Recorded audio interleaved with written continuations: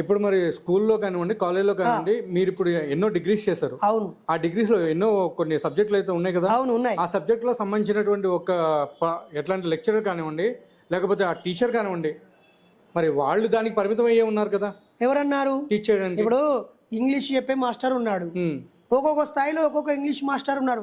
నువ్వు కూడా ఆ లెసన్ నేర్చుకుంటే గ్రామర్ బోధిస్తే లేదా ఆ ఇంగ్లీష్ లిటరేచర్ మీద అవగాహన ఉంటే నువ్వు కూడా బోధించవచ్చు కదా. అవును. ఇంకొకరు మ్యాథ్స్ ఉంటాడు. 2+2 = 4. అది నువ్వు చెప్పిన 2+2 4, ఇంకొకటి చెప్పిన 2+2 4 కదా. అవును. A+B² అంటే నువ్వు చెప్పినా ఇక్కడ చెప్పినా ఎక్కడ చెప్పినా ఒకటే కదా. హైడ్రోజన్ H2O అంటే నీరైందని ఇక్కడైనా అక్కడైనా ఎక్కడైనా ఒకటే కదా. మరి ఇప్పుడు నువ్వు రాసుకున్నటువంటి బైబుల్ అన్ని దేశాలకు వర్తిస్తుందా? నువ్వు రాసుకున్న ఖురాను అన్ని దేశాలకు వర్తిస్తుందా? మనం గొప్ప అనుకుంటున్నటువంటి వేదాలు అన్ని దేశాలకు వర్తిస్తాయా? ఈ దేశానికే వర్తిస్తాయా? మళ్ళీ ఈ దేశంలో కూడా కొంతమంది చదువుకోవాలా, కొంతమంది ఎక్కువవారు, కొంతమంది తక్కువ అని ఇదంతా కూడా పెట్టమన్నాడు. అసలు వేల సంవత్సరాలు పక్క వాళ్ళకు బోధించకుండా నీకు నువ్వే నేర్చుకునేది గొప్పదంటే ఎట్లా అవుతుంది? నీ తండ్రి నీకు గొప్పవాడేమో, ఎందుకంటే నువ్వు కన్నావు, నిన్ను కన్నాడు, నిన్ను పోషించాడు, ఆయన ఆస్తిపాస్తులు నీకు ఇచ్చాడు కాబట్టి మీ అయ్య ఫోటోని ఇంట్లో పెట్టుకుంటావు, మీ అయ్యకు రోజు దండం పెట్టుకుంటావు, నీ హక్కు నీ బాధ్యత నువ్వు పెట్టుకో, నేను ఎవడొద్దంటాడు.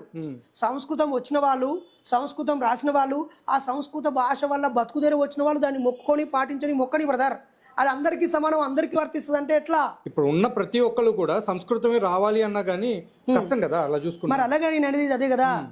నీకు సంస్కృతానికి అదొక భాషే కాదు. ఇప్పుడు మీకు తెలుసో లేదో, ఇంటర్మీడియట్లో నువ్వు ఎన్ని మార్కులు వచ్చినా పాసే.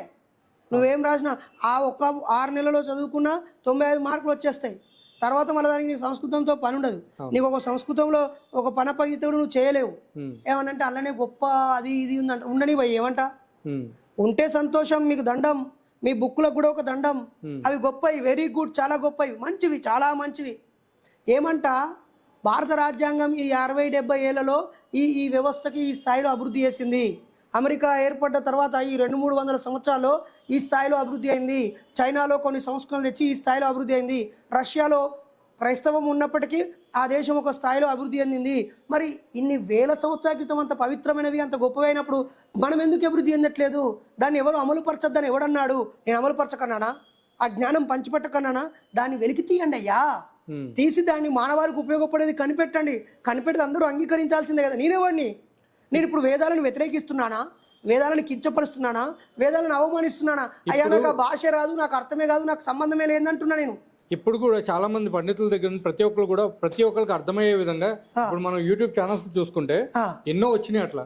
ప్రతి ఒక్క పండితులు కానివ్వండి, లేకపోతే వేరే ఎవరైనా సరే, వాళ్ళు ఆ యొక్క ఏదైతే పదాలు, ఏదైతే శ్లోకాలు ఉన్నాయో అవన్నీ కూడా వాళ్ళు ఎక్స్ప్లెయిన్ చేయడం మొదలు పెట్టారు. Very good. అలా చూసుకుంటే